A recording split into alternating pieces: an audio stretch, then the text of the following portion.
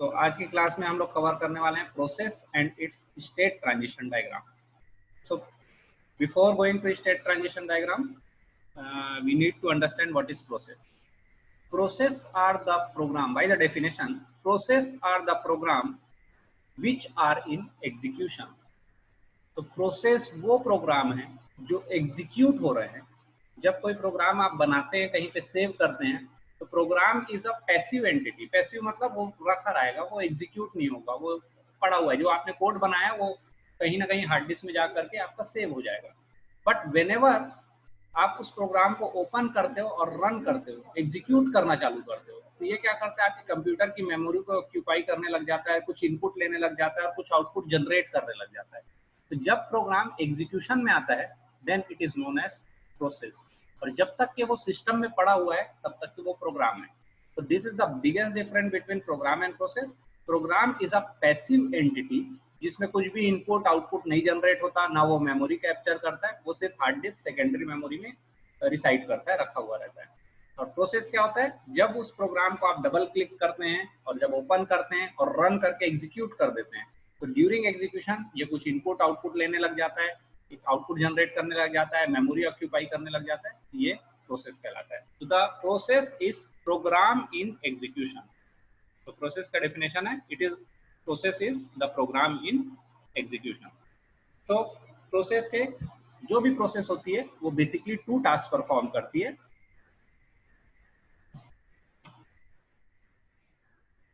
एक CPU operation और दूसरा इनपुट आउटपुट ऑपरेशन. तो हर एक प्रोसेस जो होती है वो दो टास्क परफॉर्म करती है. सीपीयू को यूज करती है थोड़े टाइम पे, फिर थोड़े टाइम पे इनपुट आउटपुट करती है, फिर सीपीयू को यूज करता है, फिर इनपुट आउटपुट, फिर सीपीयू, फिर इनपुट आउटपुट. इस टाइप से कोई भी प्रोसेस एग्जीक्यूट होती है कंप्लीटली.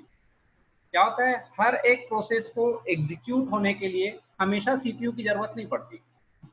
आप जैसे कोई एक प्रोग्राम एग्जीक्यूट कर रहे हैं या कुछ आपने कुछ प्रोग्राम आपने एग्जीक्यूट किया, उसको इनपुट की जरूरत है, तो वो इनपुट के लिए वेट करेगा. जब यूजर कीबोर्ड से इनपुट डाल दे या माउस को डबल क्लिक करके इनपुट डाल दे, तब वो आगे एग्जीक्यूशन चालू करता है.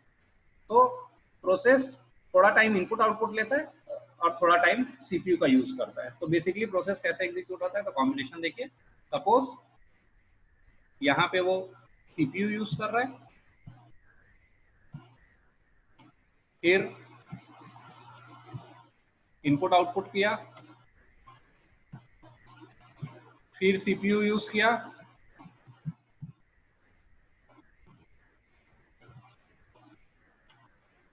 फिर से उसने, मान लीजिए कोई प्रोसेस को ज्यादा सीपीयू चाहिए एग्जीक्यूशन के लिए, इनपुट आउटपुट कम परफॉर्म करता है, तो हो सकता है उसको 2 बार सीपीयू लग गया, 2 साइकिल के लिए सीपीयू ले लिया, फिर उसके बाद इनपुट आउटपुट परफॉर्म किया. तो ये टोटली डिपेंड करता है प्रोसेस टू प्रोसेस. ठीक है. और लास्ट में मान लीजिए फिर से इसने सीपीयू यूज किया.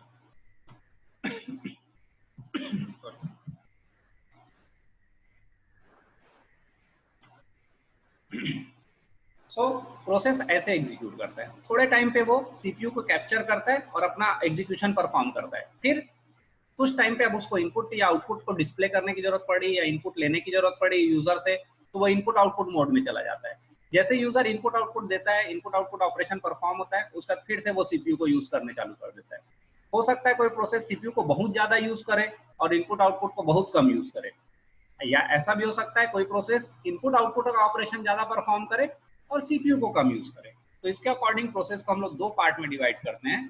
एक बोलते हैं सीपीयू बाउंड प्रोसेस और दूसरे को बोलते हैं इनपुट आउटपुट बाउंड.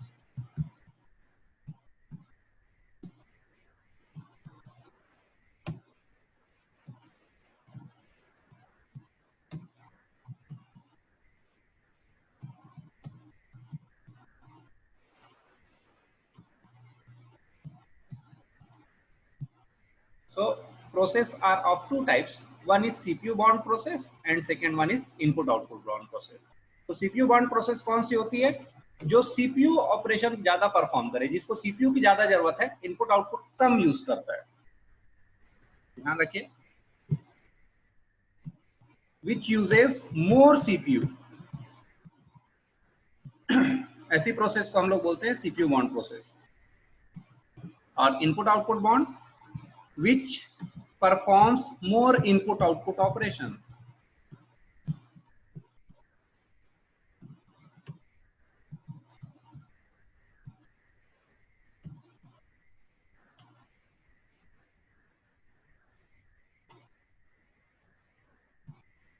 सो सीपीयू बाउंड प्रोसेस जो सीपीयू को बहुत ज्यादा यूज करती है, इनपुट आउटपुट का काम बहुत कम करती है, that is CPU bound process. और इनपुट आउटपुट बाउंड प्रोसेस वो है जो कि इनपुट आउटपुट ऑपरेशन ज्यादा परफॉर्म करती है और सीपीयू को कम यूज करती है।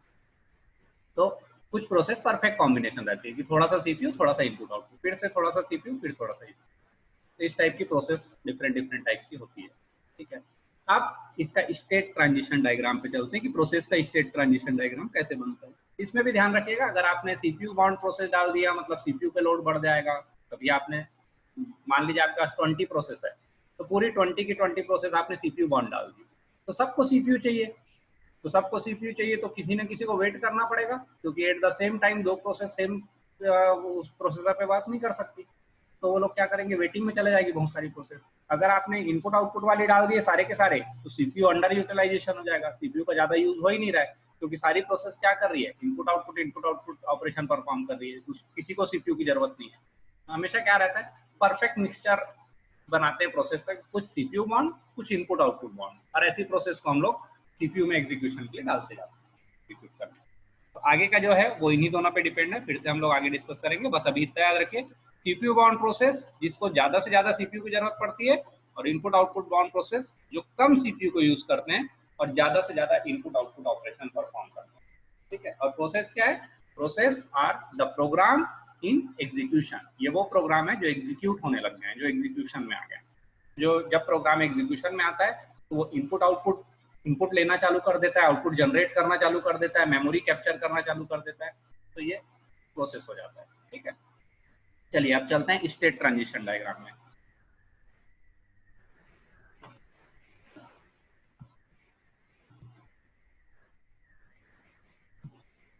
प्रोसेस हैज डिफरेंट स्टेट्स, बहुत सारी अलग अलग स्टेट्स होती है प्रोसेस की, जिसको हम लोग एक डायग्राम के थ्रू शो करते हैं, that is known as state transition diagram.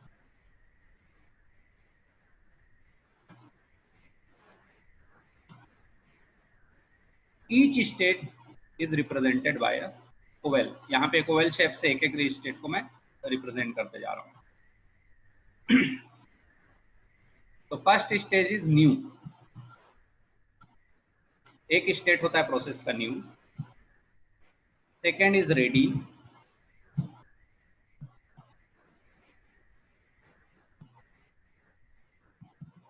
Third is running, fourth state is waiting, and fifth one is terminate.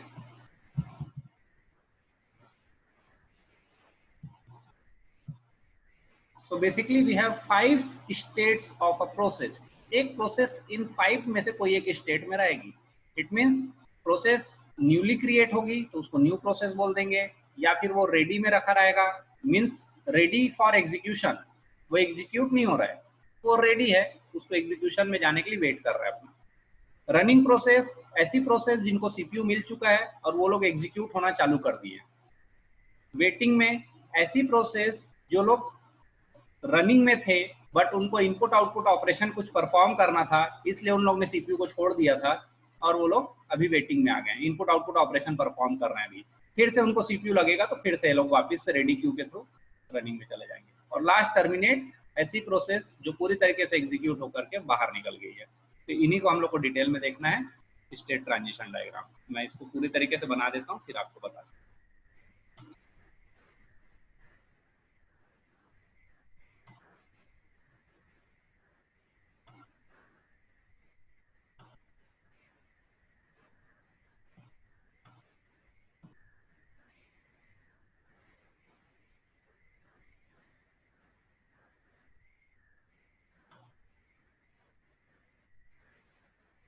ये जो एरो दिख रहा है ये होता है ट्रांजिशन। एक प्रोसेस किस जगह से कहां तक जा सकती है, ट्रांजिशन किस स्टेट से किस स्टेट में ट्रांजिट हो सकती है, चेंज हो सकती है, this is known as transition. That's why this diagram is known as state transition diagram. ये डिफरेंट स्टेट्स हो गई, new, ready, waiting, running and terminate, these are the 5 states and this arrow shows transition from one state to another state. एक state से दूसरे state का transition show करता है ये एरो जो, मतलब न्यू वाले से रेडी आ सकते हैं अपन लोग, रेडी से रनिंग में जा सकते हैं, रनिंग से टर्मिनेट हो सकता है, या रनिंग से वेटिंग में भी आ सकता है। और वेटिंग से रेडी में जा सकते हैं। तो these are the different transitions, एक स्टेट से दूसरे स्टेट में ट्रांजिशन होने का। वेटिंग वाले में एक और चीज लिख लीजिएगा, आईओ, इनपुट आउटपुट वेटिंग।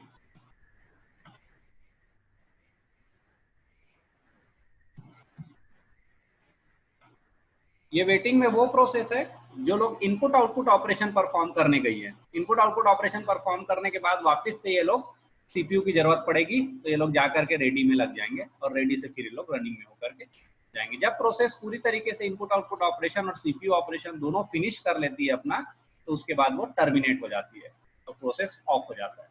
नई प्रोसेस जो क्रिएट होती है वो रेडी में आती है, रेडी से रनिंग में जाते हैं, रनिंग से टर्मिनेट हो जाते हैं। रनिंग से अगर उसका पूरा एग्जीक्यूशन नहीं हुआ है और इनपुट आउटपुट के लिए रुका है वो, तो इधर आ जाएगा और यहाँ से फिर रेडी में चला जाएगा। ठीक है, तो रेडी क्या चीज है, तो एक एक करके मैं आपको बता देता हूँ। न्यू स्टेट वो है when ever any process creates, जब एक प्रोसेस कभी क्रिएट होती है, अपनी नई कोई प्रोसेस जब बनती है, तो that is known as new process. तो यहाँ पे मान लीजिए कुछ प्रोसेस बन रही है, P1, P2, P3, P4 बन रही है। आप during execution of a program अगर कोई प्रोसेस जनरेट्स हो रही है, तो suppose we have some processes like P1, P2, P3, P4, P1, P2, P3, P4। Suppose यहाँ पे कुछ नई प्रोसेस क्रिएट हुई है, P1, P2, P3, P4। ठीक, उसके बाद ये प्रोसेस एग्जीक्यूशन चाहेंगे अपने आप को, तो वो लोग कहाँ आ जाएगी, रेडी क्यू में। बट सारी प्रोसेस रेडी क्यू में नहीं आती है, ध्यान रखिए। रेडी क्यू में क्या करते हैं हम लोग, एक perfect mixture of CPU bond and input output bond process को ही डालते हैं। सारी इनपुट आउटपुट बॉन्ड प्रोसेस अगर आप डाल दिए तो क्या होगा, इनपुट आउटपुट वाली प्रोसेस को क्या है, सीपीयू की तो जरूरत है नहीं। तो मान लीजिए चारों प्रोसेस इनपुट आउटपुट बॉन्ड वाली है, तो यहाँ पे आ जाएंगी, तो वो क्या करेंगे, रनिंग में जाएंगे, सीपीयू को थोड़ा सा यूज करेंगे और यहाँ आके इनपुट आउटपुट ऑपरेशन परफॉर्म करना चालू कर देगा। P2 प्रोसेस जाएगा, सीपीयू को भी थोड़ा सा यूज करेगा और वो भी यहीं आ जाएगा, क्यों, क्योंकि इनपुट आउटपुट परफॉर्म करता है ज्यादा। P3 क्या किया, तुरंत सीपीयू को यूज किया और वो भी यहाँ पे आ गया। P4 भी वो यहीं पे आ गया। तो क्या होगा, इनपुट आउटपुट वेटिंग में भीड़ बहुत बढ़ जाएगा, यहाँ पे कंजक्शन हो जाएगा, यहाँ पे लोड ज्यादा बढ़ जाएगा और सीपीयू क्या हो गया, सीपीयू पूरी तरीके से खाली हो गया। मान लीजिए P1 प्रोसेस 1 सेकंड के लिए सीपीयू को यूज करता है और 5 सेकंड के लिए इनपुट आउटपुट परफॉर्म करता है, तो भाई सीपीयू 1 सेकंड में खाली हो गया, इनपुट आउटपुट में बैठा है, प्रोसेस आकर के 4 सेकंड तक के इनपुट आउटपुट कर रहा है। P2 प्रोसेस 1 सेकंड सीपीयू को यूज करता है, 9 सेकंड के लिए इनपुट आउटपुट करता है, तो भाई वो भी 1 सेकंड में सीपीयू को फ्री करेगा और 9 सेकंड इनपुट आउटपुट परफॉर्म करेगा। तो इससे क्या होगा, सीपीयू तो खाली हो जाएगा, सीपीयू बहुत कम यूटिलाइजेशन हो रहा है। तो this is under utilization of CPU, CPU का यूटिलाइजेशन नहीं हो पा रहा है प्रॉपर। तो ऐसे केस में हम लोग क्या करते हैं, रेडी क्यू में एक परफेक्ट मिक्सचर डालते हैं प्रोसेस का, जिसमें कुछ सीपीयू बॉन्डेड प्रोसेस रहती है, इनपुट आउटपुट बॉन्ड वाली प्रोसेस रहती है। तो मान लीजिए यहाँ पे P1 और P3 सीपीयू बॉन्ड प्रोसेस है और P2 और P4 आपकी इनपुट आउटपुट बॉन्ड प्रोसेस है। मान लीजिए ये दोनों आपका सीपीयू वाला बॉन्ड प्रोसेस है। ये दोनों ऐसा प्रोसेस है जो सीपीयू को बहुत ज्यादा यूज करते हैं, और P2 और P4 आपके ऐसी प्रोसेस है जो इनपुट आउटपुट ऑपरेशन ज्यादा परफॉर्म करते हैं। तो इससे क्या होगा, मान लीजिए अब आपने चारों को दिया तो ये परफेक्ट मिक्सचर हो गया, 2 सीपीयू बॉन्ड प्रोसेस यहाँ पे आ गई और 2 इनपुट आउटपुट बॉन्ड प्रोसेस आ गई यहाँ पे। तो इसको मैं बोल रहा हूँ सीपीयू बॉन्ड, ये दोनों सीपीयू बॉन्ड प्रोसेस है,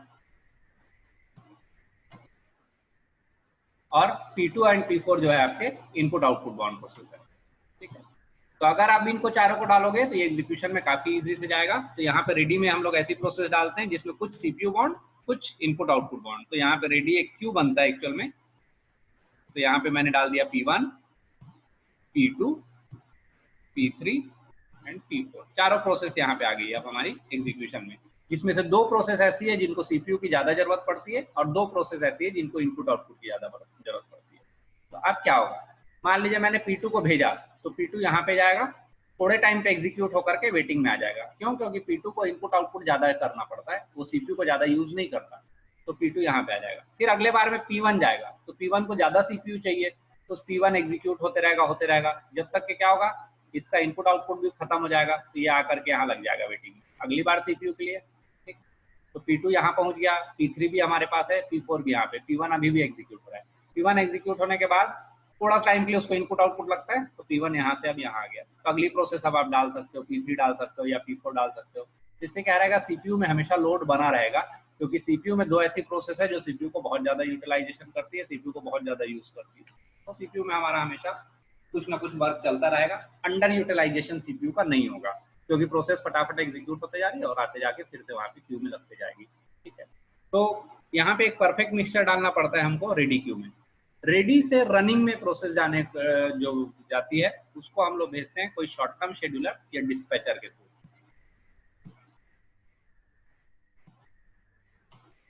यहाँ पे लगे रहता है डिस्पैचर,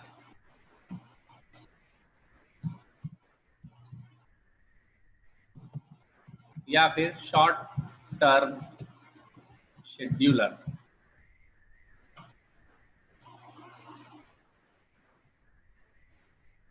तो डिस्पैचर या शॉर्ट टर्म शेड्यूलर क्या करता है, यहाँ पे जो भी प्रोसेस होती है उसको किस सीक्वेंस में भेजना है रनिंग में उसको डिसाइड करता है। सीक्वेंस कैसे डिसाइड होता है, तो कुछ प्री डिफाइंड एल्गोरिदम्स आपके पास अवेलेबल हैं, जैसे कि जो प्रोसेस सबसे छोटी है वो पहले जाएगा, एक ये हो सकता है shortest first, first come first serve हो सकता है, जो प्रोसेस पहले आया था रेडी क्यू में वो पहले एग्जीक्यूट होगा, तो P1 पहले जाएगा, फिर P2 जाएगा, फिर P3 जाएगा, फिर P4 जाएगा। तो एक सीक्वेंस बनाता है शॉर्ट टर्म शेड्यूलर कि किस पर्टिकुलर सीक्वेंस में कोई प्रोसेस लोग एग्जीक्यूट होंगे, कौन पहले जाएगा कौन बाद में जाएगा। प्रियोरिटी बेसिस भी हो सकता है कि P3 बहुत हाईएस्ट प्रियोरिटी की प्रोसेस है, भाई इसको पहले भेजना ही पड़ेगा, तो P3 पहले चला जाएगा, P2 P1 P4 बाद में चले जाएंगे। सबसे छोटी प्रोसेस पहले जाएगी बोले तो मान लो सबसे छोटी प्रोसेस P2 है जो कि 1 मिली सेकेंड में ही एग्जीक्यूट हो जाती है, तो पहले P2 को भेजना पड़ेगा। तो कुछ एल्गोरिदम्स हैं like shortest job first, first come first serve, round robin, इस टाइप के कुछ एल्गोरिदम्स हैं जिसके न्यूमेरिकल भी हैं, जिसपे बेस्ड हम लोग आगे देखेंगे उसको। तो कौन सा पर्टिकुलर सीक्वेंस फॉलो होगा ये डिसाइड करता है शॉर्ट टर्म शेड्यूलर। इन्हीं में से कोई एक होगा, शॉर्टेस्ट वाला पहले जाए, फर्स्ट कम फर्स्ट सर्व जाए, या फिर प्रियोरिटी बेसिस पे जाए, इस टाइप का कुछ यूज होता है। ये काम करता कौन है, शॉर्ट टर्म शेड्यूलर का क्या काम है, जो प्रोसेस रेडी क्यू में रखी हुई है उनको एक पर्टिकुलर सीक्वेंसिंग करना कि किस सीक्वेंस में ये लोग एग्जीक्यूट होंगे और उसको उठा करके रनिंग स्टेट में भेजना, ये काम होता है शॉर्ट टर्म शेड्यूलर का। अब प्रोसेस जब रनिंग स्टेट में आती है तो रनिंग से दो जगह जा सकती है। कोई प्रोसेस अगर रनिंग में एग्जीक्यूशन में है तो वो या तो टर्मिनेट हो सकती है या तो वेटिंग में आ सकती है। कैसे टर्मिनेट या वेटिंग, तो देखिए ये डायग्राम आपने एक छोटा सा बनाया था उस समय, बिल्कुल वैसा ही डायग्राम मैं यहाँ बना दे रहा हूँ। मान लीजिए कोई प्रोसेस है P1 जो एग्जीक्यूट हो रही है,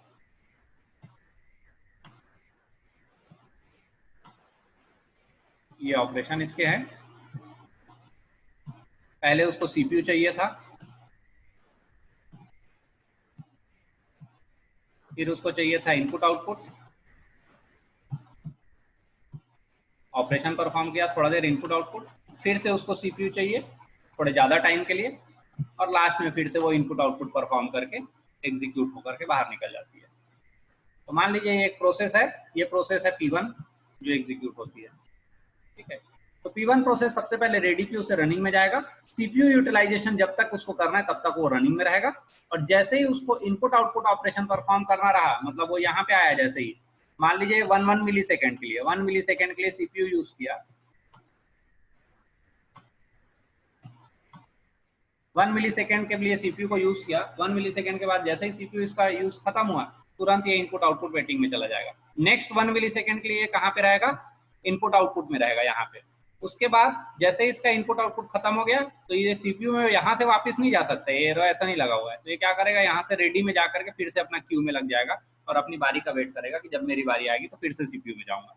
नेक्स्ट टाइम जब वो CPU में जाएगा तो इस बार उसको CPU ज्यादा टाइम के लिए चाहिए, ये थोड़ा ज्यादा ड्यूरेशन दिख रहा होगा आपको, 2 मिली सेकेंड के लिए, तो 2 मिली सेकेंड के लिए अब ये CPU का यूटिलाइजेशन करेगा, CPU यूटिलाइजेशन करने के बाद इनपुट आउटपुट वेटिंग में आ जाएगा, और फिर से नेक्स्ट टाइम जब यहाँ पे जाएगा तो देखेगा अब इसको CPU चाहिए ही नहीं चाहिए, क्यों, क्योंकि ये प्रोसेस ने अपना पूरा CPU utilization plus input output operation सब परफॉर्म कर लिया, ये क्या हो जाएगा, सीधा टर्मिनेट में आ जाएगा, और आपको पता चल जाएगा कि P1 प्रोसेस को जितना भी इनपुट आउटपुट ऑपरेशन या जितना भी CPU बेस्ड ऑपरेशन करना था वो इसने सब पूरी तरीके से कंप्लीट कर लिया, तो टर्मिनेट हो जाएगा। तो रनिंग से प्रोसेस कहाँ जा सकती है, एक इनपुट आउटपुट वेटिंग में जा सकती है और एक टर्मिनेट में। इनपुट आउटपुट वेटिंग में कब जाएगी, जब प्रोसेस पूरी तरीके से एग्जीक्यूट नहीं हुई है, थोड़ा सा CPU का यूटिलाइजेशन किया है और आगे उसको और CPU चाहिए थोड़ी देर बाद, तो थोड़े टाइम के लिए वो इनपुट आउटपुट करने के लिए वेटिंग में आ जाता है। इनपुट आउटपुट ऑपरेशन परफॉर्म करके फिर से रेडी क्यू में लग जाता है, फिर उसकी बारी जब आती है तो फिर से वो रनिंग में आके एग्जीक्यूट करते जाता है। जब इसका पूरा प्रोसेस का साइकिल फिनिश होता है तो वो प्रोसेस टर्मिनेट में चले जाती है। ठीक है, इनपुट आउटपुट वेटिंग वाली प्रोसेस कहाँ जा सकती है? सिर्फ रेडी में जा सकती है। यहाँ से वेटिंग से आप रनिंग में नहीं जा सकते, ध्यान रखिएगा। एक और डायग्राम में एक चीज और आपका जोड़ सकते हो, दूसरा एरो होता है रनिंग से रेडी। ये एरो प्रीएम्प्टिव टाइप की शेड्यूलिंग के लिए यूज होता है। प्रीएम्प्टिव मैं अभी आपको बताऊंगा।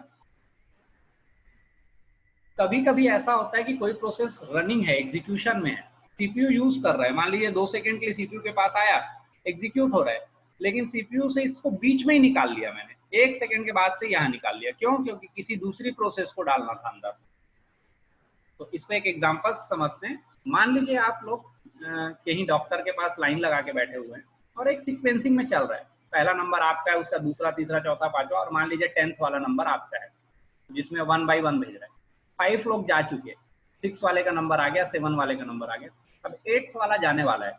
इसी बीच में एक कोई आया और बोला कि भाई एक एक्सीडेंट का केस है, सडनली एकदम इसको बहुत ज्यादा वो हो गया है, ब्लड निकल रहा है, इसको आपको ट्रीट करना होगा डॉक्टर को। डॉक्टर क्या करेगा? सीक्वेंस में ही लेगा कि उसको पहले ट्रीट करेगा? तो ऑब्वियस है, इट इज वेरी ऑब्वियस कि बहुत अगर कोई इमरजेंसी केस आती है तो इस सीक्वेंस को डॉक्टर को ब्रेक करना पड़ेगा। जो 8 तक का है उसके बाद ऐसा नहीं बोलेगा भाई 9, 10 11 मेरा 15 तक के नंबर है वो लगने दीजिए, 16th में मैं इसको देखूंगा, ये पॉसिबिलिटी नहीं है। तो क्या करना पड़ेगा? ब्रेक करना पड़ेगा। क्यों? क्योंकि हायर प्रियोरिटी का कोई जॉब आया, कोई ऐसा जॉब आया जिसको अर्जेंट बेसिस पे आपको खत्म करना है। एक्सीडेंट होकर के कोई केस आया, अब आप उसको देखना ही पड़ेगा। तो डॉक्टर क्या करेगा?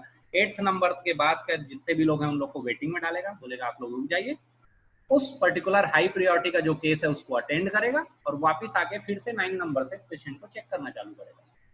एग्जैक्टली ऐसा ही आपका इस केस में भी होगा।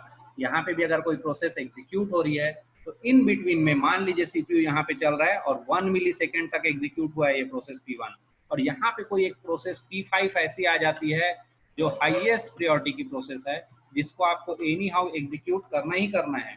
इसकी प्रियोरिटी हाईएस्ट बता दिया अगर किसी ने कि भाई ये प्रोसेस एग्जीक्यूट होना ही चाहिए, तो ये 1 मिलीसेकंड के बाद ही इसको बाहर निकाल देंगे और P5 को रनिंग में डाल देंगे। तो इस बार क्योंकि इस प्रोसेस ने खुद से इनपुट आउटपुट ऑपरेशन परफॉर्म करने के लिए थोड़ी छोड़ा है सीपीयू को, इसको तो सीपीयू से निकाला गया है। 2 मिलीसेकंड के लिए चाहिए था इसको सीपीयू, और इसने यूज कितना किया? सिर्फ 1 मिलीसेकंड का यूज किया। और उसके बाद क्या हुआ? कोई हाई प्रियोरिटी की प्रोसेस आने के कारण P1 को आप बीच में बाहर निकाल दिए। तो ऐसी प्रोसेस जिसको ड्यूरिंग एग्जीक्यूशन अगर आप बीच में प्रीएम्प्ट करते हो, इसलिए इसको प्रीएम्प्टिव बोलते हैं। प्रीएम्प्ट करना मतलब निकालना, रोकना।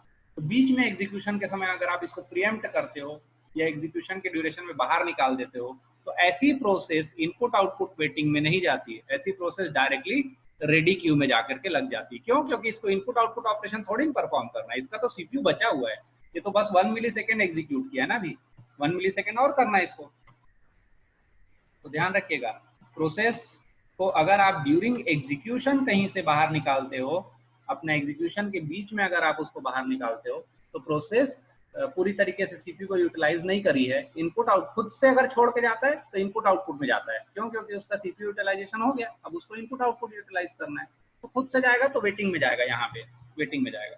लेकिन अगर चलते हुए बीच में आपने रोका, आधा वो प्रोसेस एग्जीक्यूट हुआ था, 2 मिलीसेकंड उसका टाइम था, 1 मिलीसेकंड एग्जीक्यूट हुआ, 1 मिलीसेकंड बचा है, इसी बीच P5 एक हाई प्रियोरिटी प्रोसेस आ गई तो उसको बाहर निकाल दिया आपने खुद से, तो खींच के उसको बाहर निकाल दिया, तो रेडी क्यू में जाके वो वेट करेगा, अब सीधा वो वेटिंग में नहीं आएगा। ऐसे शेड्यूलिंग को हम लोग बोलते हैं प्रीएम्प्टिव शेड्यूलिंग। प्रीएम्प्टिव मतलब रोक देना किसी को बीच में। तो प्रीएम्प्टिव शेड्यूलिंग क्या होता है? जब आपका कोई प्रोसेस को ड्यूरिंग एग्जीक्यूशन भी अगर आप बाहर निकाल पाते हैं तो दैट इज नोन एज प्रीएम्प्शन। तो ध्यान रखिएगा, ये वाला एरो भी आपका लगा सकते हो, that is transition from running to ready. Running to ready कब होगा? प्रीएम्प्टिव शेड्यूलिंग में होगा। बहुत सारे एग्जामिनेशन में आता है ये डायग्राम, तो ध्यान रखिएगा कि प्रीएम्प्टिव शेड्यूलिंग के डायग्राम में ये एरो रहेगा रनिंग टू रेडी, और बाकी में नॉन प्रीएम्प्टिव में ये नहीं रहेगा। प्रीएम्प्टिव मतलब बीच में रोक के बाहर निकालने की फैसिलिटी है इसमें, आप बीच में आधे में रोक सकते हो। तो रनिंग से आप वेटिंग में जा सकते हो, अगर खुद से प्रोसेस इनपुट आउटपुट परफॉर्म करना चाहे तो वेटिंग में आ जाएगी, और वेटिंग से आप रनिंग में नहीं जा सकते। वेटिंग से कोई भी प्रोसेस रेडी क्यू में फिर से जाके लग जाएगी, और रेडी क्यू के बाद जब उसकी बारी आएगी, सीक्वेंस कौन बनाएगा? ये सीक्वेंस शॉर्ट टर्म शेड्यूलर बनाएगा कि कौन सा प्रोसेस पहले जाएगा, कौन सा बाद में जाएगा। किस हिसाब से बनाएगा शॉर्ट टर्म शेड्यूलर? एक एल्गोरिदम को फॉलो करके। कौन सा एल्गोरिदम? तो कुछ एल्गोरिदम्स पहले से बने हुए हैं, लाइक शॉर्टेस्ट जॉब फर्स्ट, जो सबसे छोटा होगा वो पहले जाएगा, shortest job first. Like first come first serve, जो प्रोसेस पहले आई थी वो पहले एग्जीक्यूट होगी। ऐसा टाइप का कोई एक एल्गोरिदम फॉलो करता है और उसके अकॉर्डिंग सीक्वेंसिंग करके एक एक करके प्रोसेस को रनिंग में भेजते चला जाता है रेडी से। तो रेडी क्यू में प्रोसेस सीक्वेंस में आती है, रनिंग में एग्जीक्यूशन में रहती है, वेटिंग वाले में इनपुट आउटपुट के लिए वेट करती है। और ये जो एरो आप देख रहे हो रनिंग से रेडी, इसका मतलब होता है प्रीएम्पशन। बीच में अगर किसी प्रोसेस को अगर आप लोग रोक रहे हो, प्रीएम्प्ट कर रहे हो, तो फिर वो प्रोसेस रेडी में जाएगी। प्रीएम्पशन करना मतलब रोकना। तो बीच में अगर आप किसी प्रोसेस को एग्जीक्यूशन के ड्यूरेशन में रोक रहे हो तो वो रनिंग से रेडी में जाएगा। वो खुद से जाएगा, खुद से छोड़ के जा रहा है इनपुट आउटपुट के ऑपरेशन परफॉर्म करने के लिए, तो वो वेटिंग में जाएगा। और जब प्रोसेस पूरी तरीके से एग्जीक्यूट हो जाती है तो वो टर्मिनेट। तो बेसिकली स्टेट आपके new, ready, waiting, running and terminate. और ट्रांजिशन कौन कौन से होते हैं? न्यू से रेडी, रेडी से रनिंग, रनिंग से वेटिंग, वेटिंग से रेडी, रनिंग से रेडी और रनिंग से टर्मिनेट। तो ये आपका complete state transition diagram of process है। बहुत इंपॉर्टेंट टॉपिक।